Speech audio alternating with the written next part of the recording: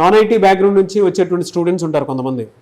వాళ్ళకి ఏంటంటే టఫ్ అయిపోతుంది, అరే కోడింగ్ నేర్చుకోవచ్చా, ఒకవేళ మేము కోడింగ్కి వెళ్తే ఖచ్చితంగా రిజల్ట్ చూడగలుగుతామా అనుకున్నటువంటి చిన్న డైలమా ఉంటుంది. వాళ్ళకి మీరేం చెప్తారమ్మా?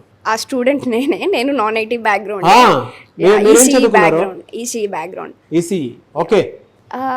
ఈసీ బ్యాక్గ్రౌండ్ నుంచి వచ్చిన నాకు కొంచెం చాలా తక్కువ నాలెడ్జ్ ఉంది జావా మీద, బట్ ఇక్కడికి వచ్చినాక కోడింగ్ మీద బాగా ఎక్స్పీరియన్స్ వచ్చింది. ఇప్పుడు మీకు మీరు 10 out of ఎన్ని మార్క్స్ ఇచ్చుకుంటారు?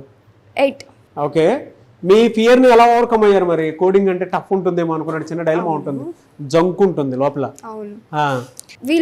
వీళ్ళకి ఒక పోర్టల్ ఉంది. ఈ పోర్టల్లో డైలీ మనం ప్రాక్టీస్ చేసుకోవచ్చు, అసైన్మెంట్స్ రాసుకోవచ్చు, ఏమైనా ప్రాక్టీస్ సెషన్స్ కూడా ఉంటాయి. దానివల్ల మనం ఓవర్కమ్ చేసుకోవచ్చు ఫియర్ ఈజీ. మరి నాన్ ఐటీ బ్యాక్గ్రౌండ్ నుంచి వచ్చేటువంటి వాళ్ళకి ఏం చెప్తారు? మీకు ప్యాషన్ ఉంటే కోడింగ్ మీద, కమ్ టు కోడ్న్యాన్, దట్స్ ఆల్.